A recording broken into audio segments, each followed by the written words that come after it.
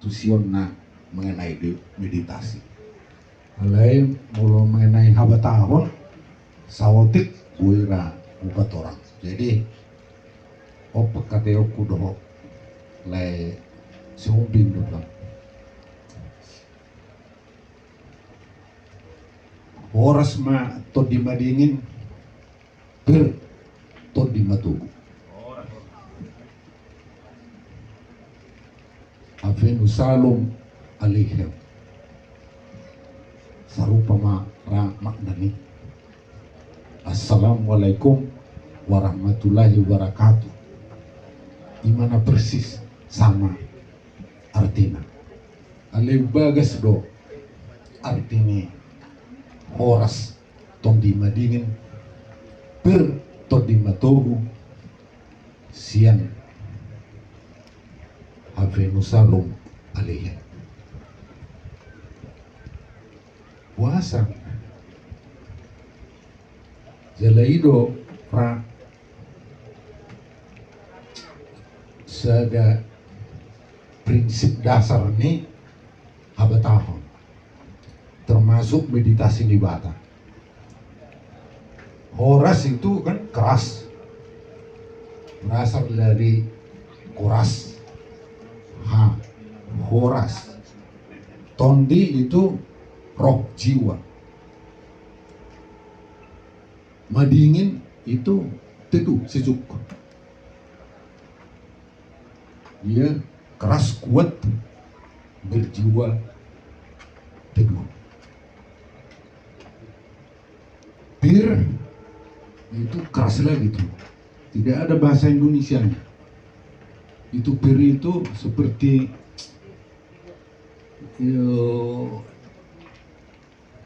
zat besi yang paling kuat, tungsten kali.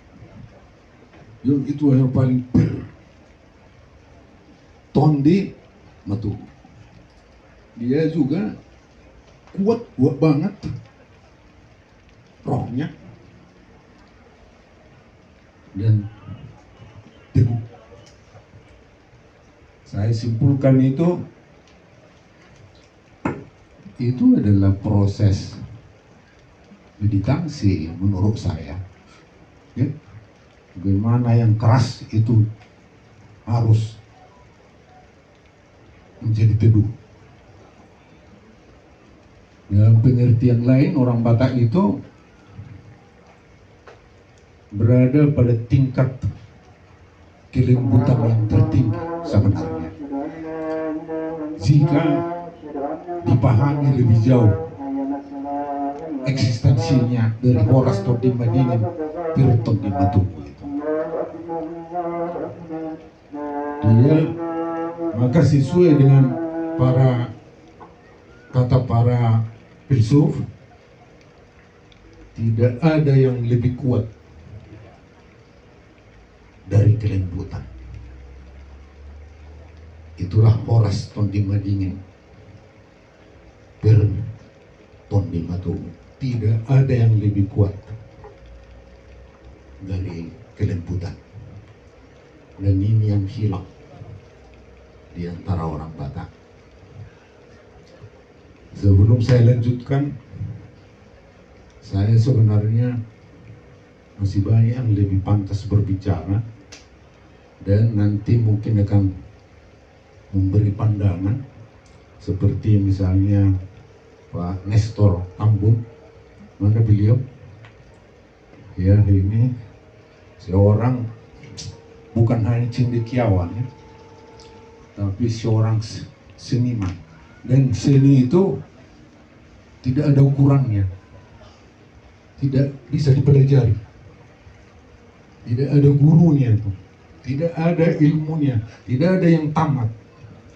Dan seni sastra kita yang sangat terkenal juga ada di sini, yaitu Pak Sauporta Tambunan.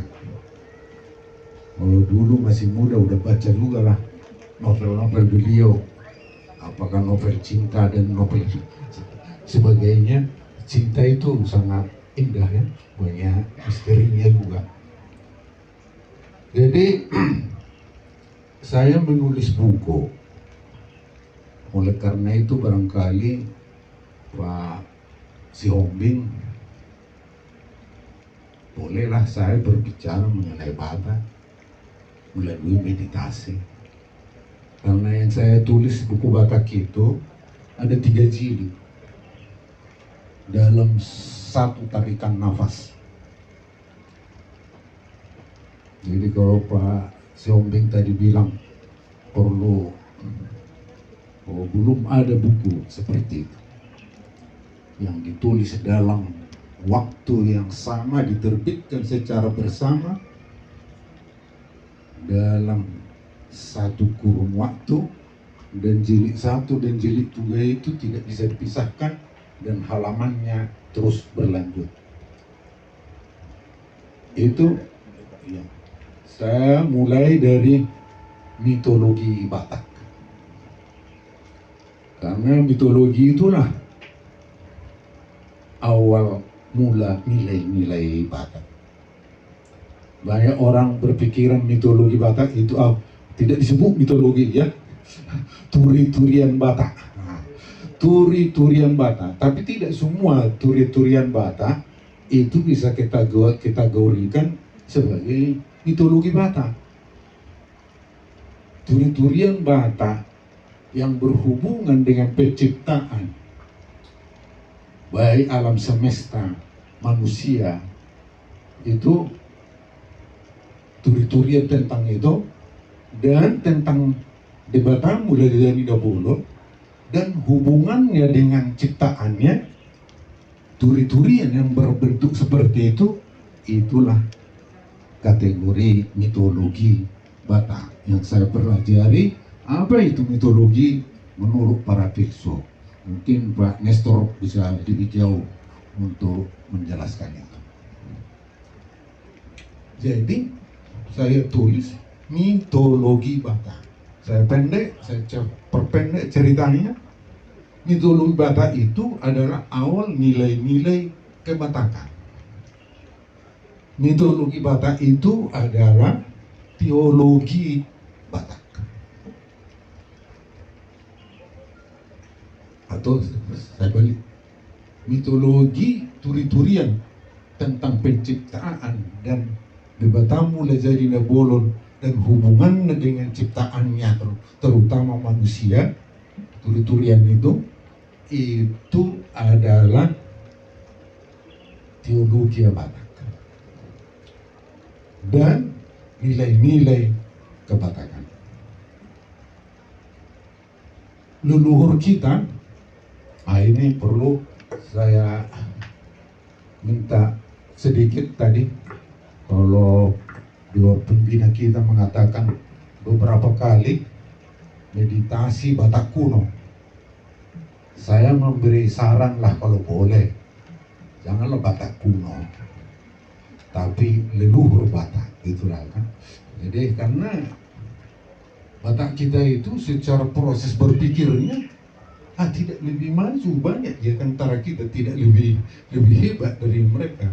Imajinasi mereka itu sangat hebat, apalagi pada zamannya yang sampai sekarang nilai-nilai itu tidak terkalahkan oleh nilai-nilai agama baru yang datang ke tanah Batak. Dia tetap mempunyai keunggulan, dia mempunyai keunggulan. Jadi menurut saya itu gak usah kuno lah kita sebut, karena dia adaptif dia untuk segala zaman.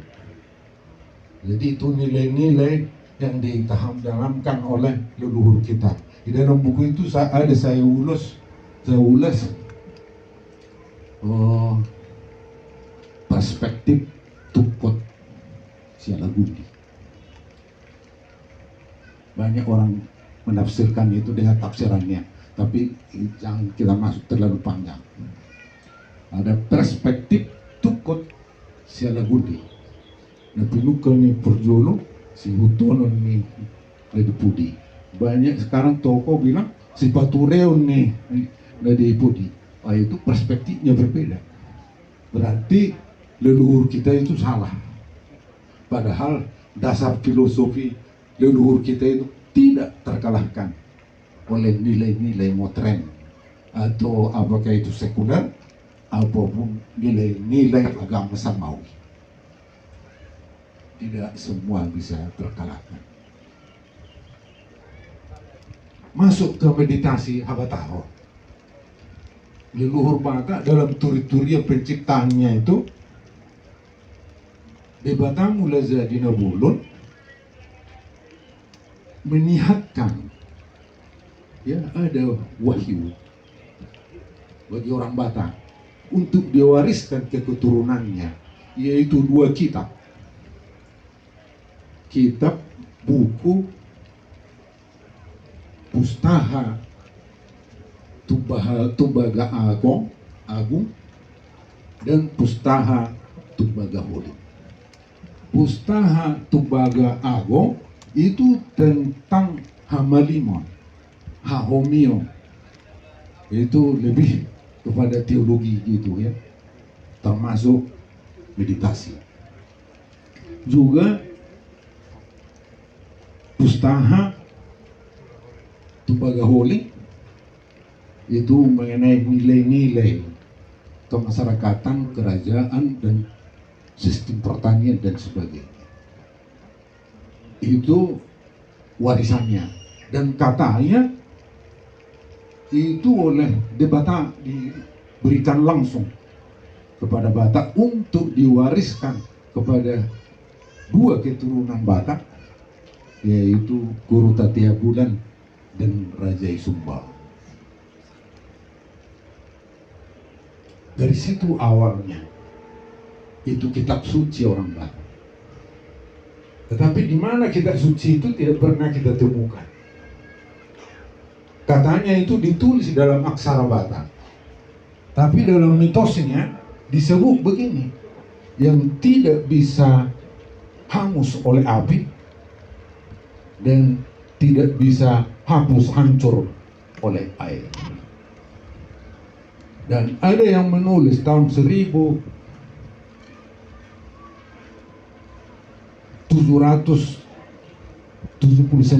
saya menemukan tulisan orang asing bahwa orang Batak itu punya kitab suci katanya.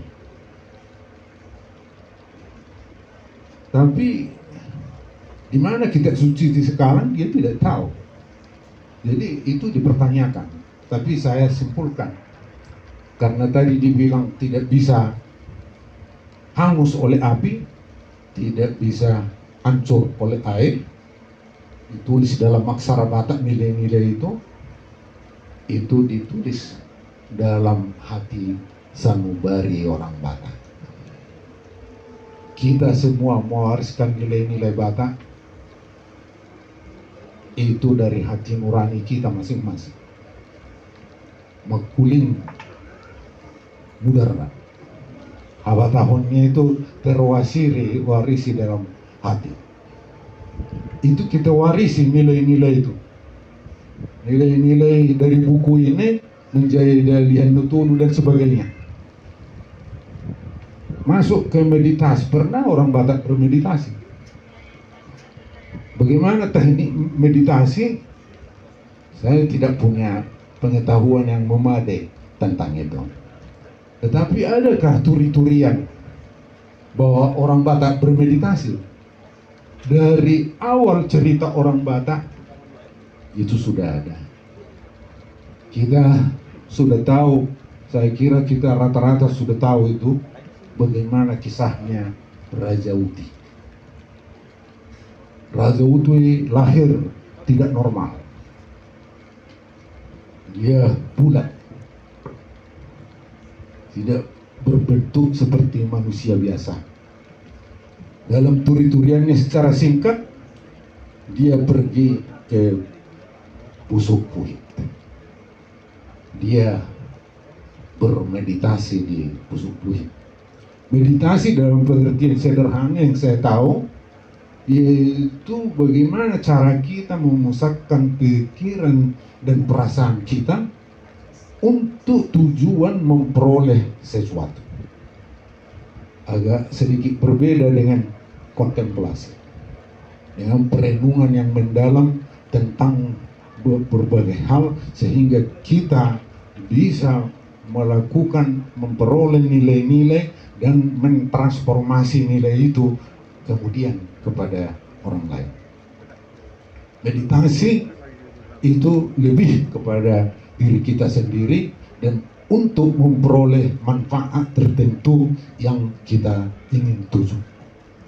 Ada orang bermeditasi untuk sehat, ada orang bermeditasi untuk di mana inner soul capacity-nya itu bisa melampaui keadaan yang normal, sehingga kemampuan daya batinnya sedemikian tinggi, karena meditasi itu bisa dicapai dengan tujuan di mana dia memusatkan semua dayanya, baik pikir, perasaan, dan jasmaninya untuk suatu tujuan tertentu. Dan itulah yang dilakukan oleh Rajauti, sehingga tubuhnya berubah setelah sekian lama dia bermeditasi di Busuk Puhit. Mulai ada memanjang, tetapi ada yang kepanjangan, begitulah kira-kira. Tapi berubahlah bentuk Rajauti daripada saat dia lahir. Sesudah dia bermeditasi, kenapa saya begini? Dia bermeditasi berapa lama di Busuk Puhit, dan dari situ dia berubah, dan menurut turi-turian itu dialah Raja Sakti orang Batak yang pertama, mempunyai keahlian-keahlian tertentu, dan menjadi dia tinggal di Barus, dan generasi seterusnya itu disebut Raja Hatorusa. Itu meditasi menurut saya. Orang Batak punya kelebihan. Kalau bahasa Indonesia berdoa. Berdoa itu dari bahasa Batak. Nanti Pak Sapolta bisa memberi masukan lain, berbeda atau sama. Orang Batak mengenal perkataan tangiang. Itu lebih dekat menurut saya pemahamannya kepada meditasi. Tangi lebih memusat keperhatian untuk menangi apa itu kuasa Tuhan. Tangi. Ada lagi satu lagi, tamiang. Itu dua hal yang berbeda. Tamiang ialah penyampaian permintaan kepada Dibatamu Lezadina Bolon, yang Sang Khalik Maha Besar itu, dengan sesajen. Dengan sesajen. Tamiang. Ada sesajennya. Permintaan itu disampaikan dengan kurban. Itu tamiang. Kemudian mertonggo. Tonggo itu adalah narasi dari tangiang dan tamiang itu. Itu narasinya.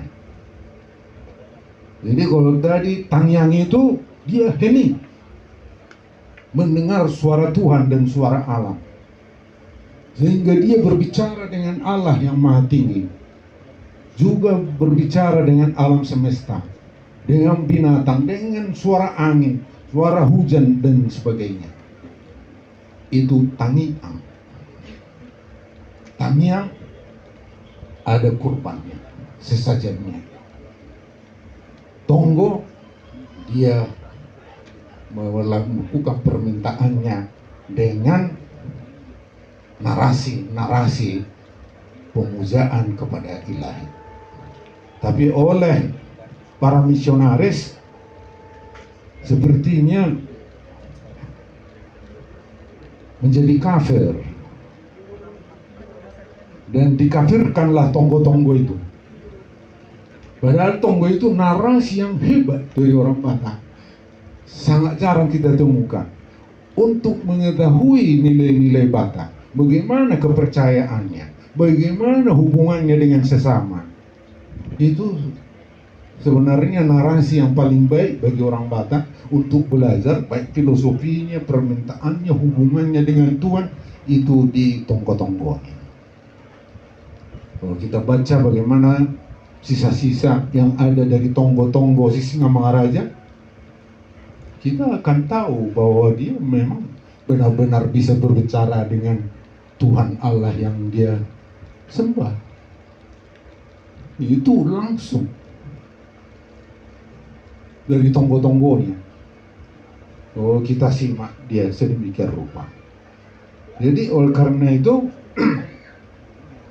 meditasi ini, kalaupun ini saya baca buku, saya pikir tadi kita hanya membahas ini, bagaimana ini meditasi Batak, pohon merahomion ini.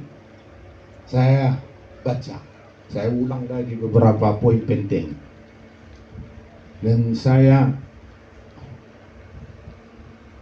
kalau saya bilang 100% setuju, terlalu berlebihan.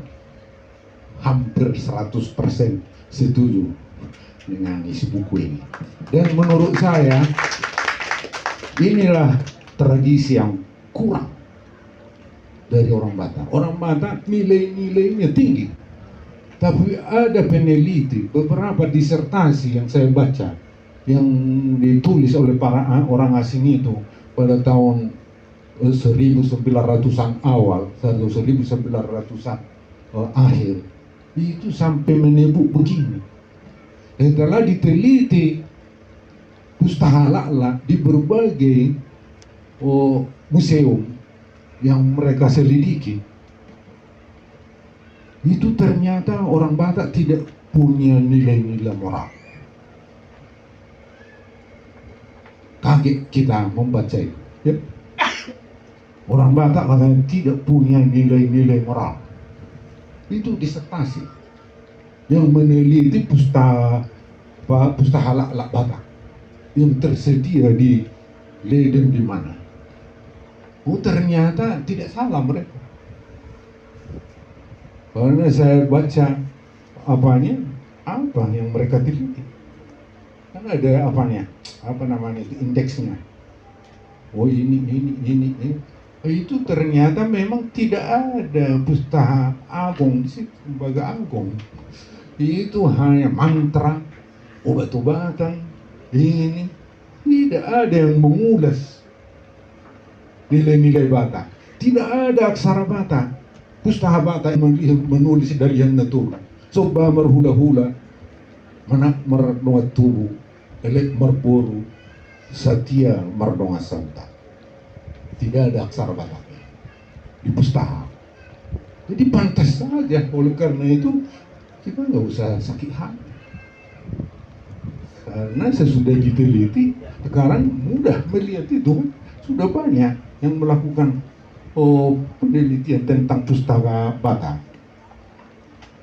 Banyak disertasi dulu sampai sekarang sudah diteliti sedemikian cermat. Itulah tadi yang saya bilang, karena nilai-nilai kita itu diwariskan kepada kita di dalam hati kita, di mana suara darah kita itu sampai berbicara untuk memahami. Jadi orang Batak itu, biarpun ayahnya tidak bilang begini, begitu, dia dengan belajar, dengan hubungannya dengan makrokosmos ini, dia rupanya sudah punya talenta untuk memiliki healing seperti tadi itu, dan tangih terhadap makrokosmos. Ini dari siri disertasi Dr. Philip Lubatoli, orang Batak pertama, seorang antropolog, tahun 1953 menulis disertasi tentang Dekatamulya Jadi Nabolo, yang dia bilang itu sebagai the high god Batak Toba. Di situ dia menjelaskan tentang kosmologi Batak. Dan dalam kosmologi Batak itu kita punya, kalau Alkitab bercerita benua Gijang, benua Tur, ya. Kita kalau dalam kosmologi orang Eropa itu dua, surga atau apa gitulah. Kalau kita ada benua Tur, benua Gijang, benua Tonga, dan benua Tur. Jadi orang Batak itu dia diikat dalam hubungannya dengan alam dan Tuhan itu harus menjaga keseimbangan antara makrokosmos dan mikrokosmos dalam kosmologi Batak. Jadi itu dasar hubungan sosial kita. Dan meditasi saya kira itulah bagaimana mencapai keseimbangan yang tertinggi dalam hubungan dengan alam, dengan Sang Pencipta. Terlepas itu agama apa yang dianut. Tetapi yang jelas Sang Khalik Maha Besar itu hanya satu. Yang oleh orang Batak menyebutnya Debata Mulazadi Nabulu. Yang oleh orang Yahudi bilang ya Yahweh, YHWH, Elohim dan sebagainya. Yang saudara-saudara sepupu kita menyebut Allah SWT. Itu agama Samawi. Agama Samawi itu adalah agama Abrahamik yang percaya kepada Tuhan yang dipercaya oleh Abraham. Ya. Yahudi percaya kepada Tuhan Abraham, orang Kristen percaya kepada Tuhan Abraham, orang Muslim percaya kepada Tuhan Ibrahim. Orang Batak mengenalnya di Batak Mulazadi Nabulu. Memang ada di Batak Mulazadi Nabulu yang lain. Sang Khalik Maha Besar. Na somar muda, na somaruzuk, kata leluhur kita. Kalau kata Alkitab, Alfa Omega, yang awal dan yang akhir. Loh, kok ada yang akhir? Orang Batak tidak. Tidak bermula, tidak berujung. Bahasa Batak lebih sempurna untuk menggambarkan Allah itu abadi. Nasomar muda, nasomar ujung. Nasada situlusuk. Jadi oleh orang lain menyebut itu Trimurti Batak. Berbeda. Kalau si Philip menyebutnya itu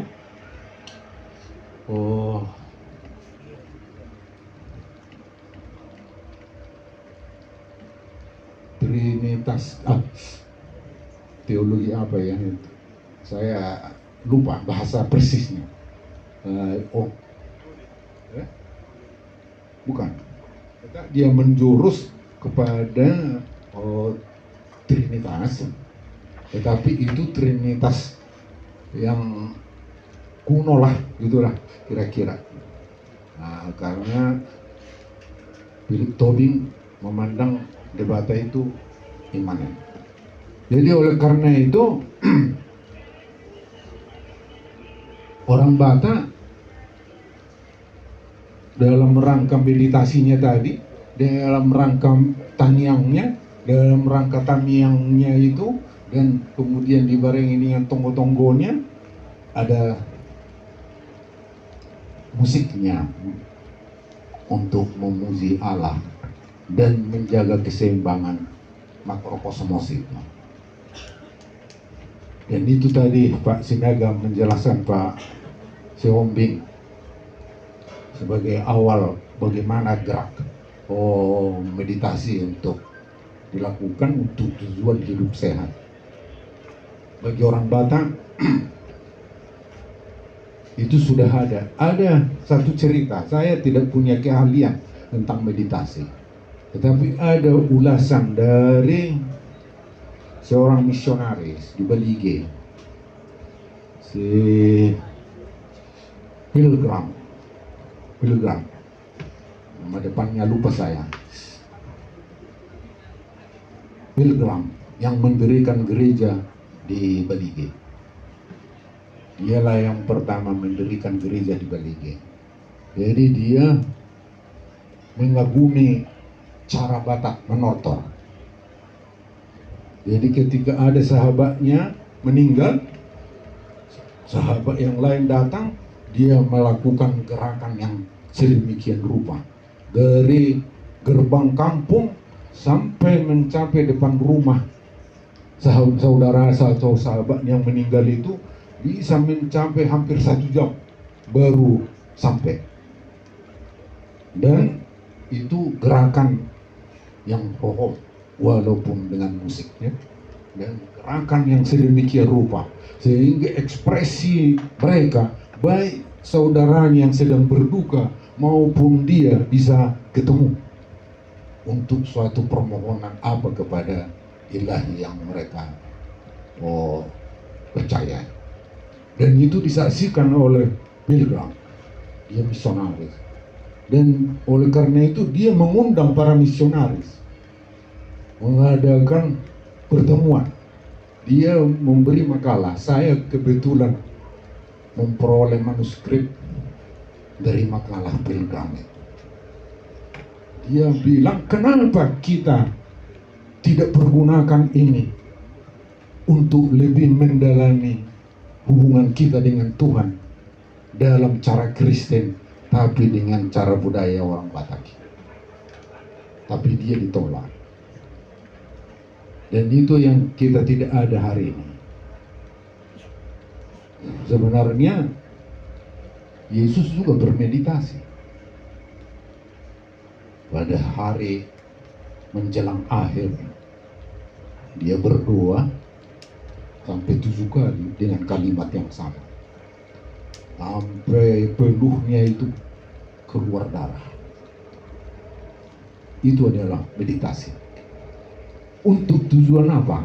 Ada tujuan Yesus. Bagaimana supaya yang akan dihadapinya itu, kalau boleh ambillah jalan itu, jangan sampai. Tapi akhirnya walaupun begitu dia bilang, kehendakmu lah yang jadi. Dan akhirnya kebutuhan dia itu, ya kemampuannya menerima kehendak Allah.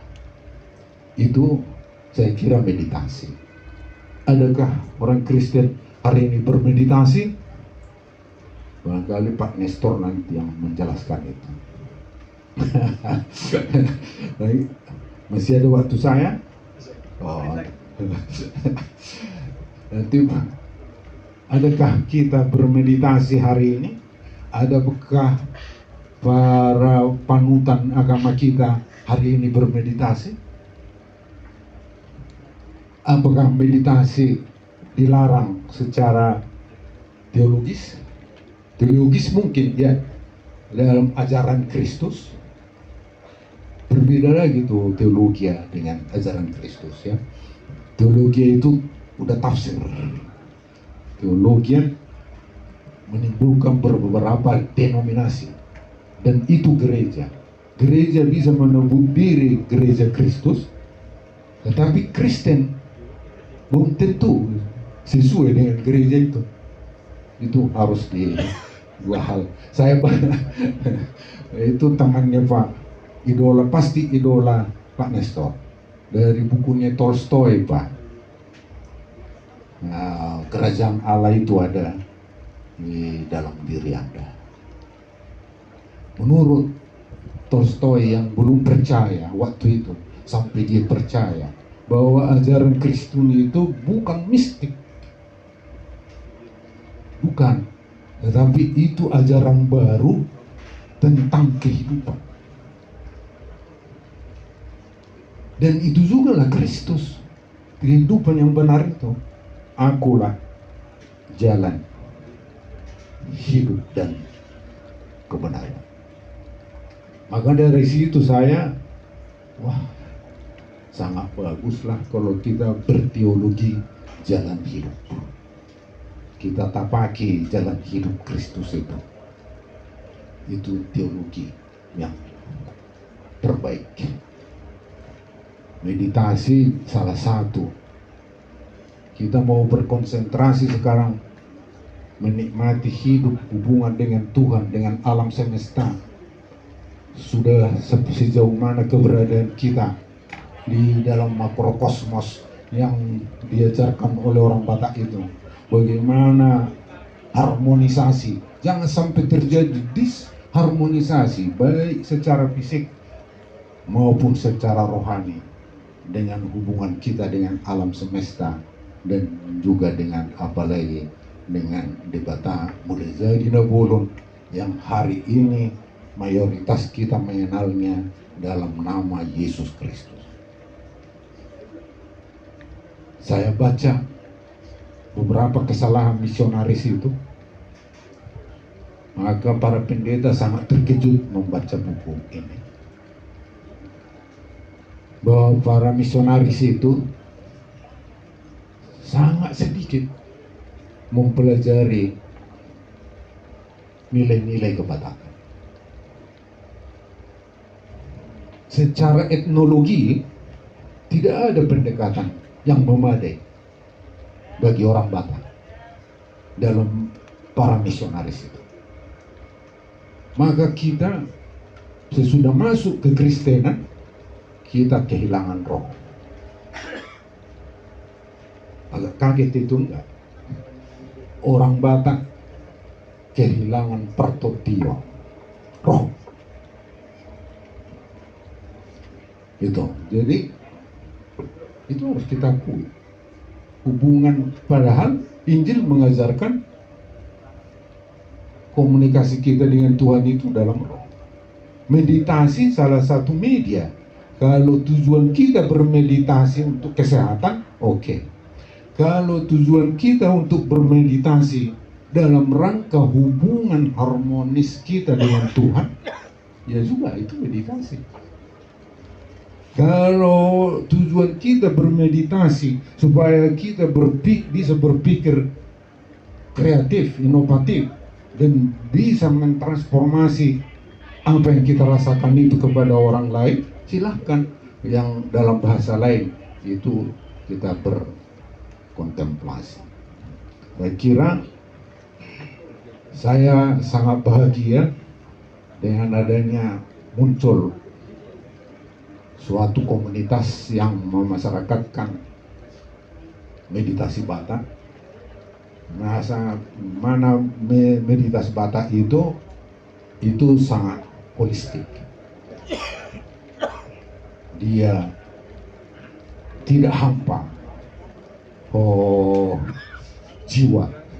Dia adalah kekuatan jiwa yang paling hebat, sehingga orang Batak bisa berhubungan dengan siapapun dengan kekuatan daya batin yang sangat hebat. Dengan ucapan selamatnya itu, Horas tondima dingin, bir tondima tu.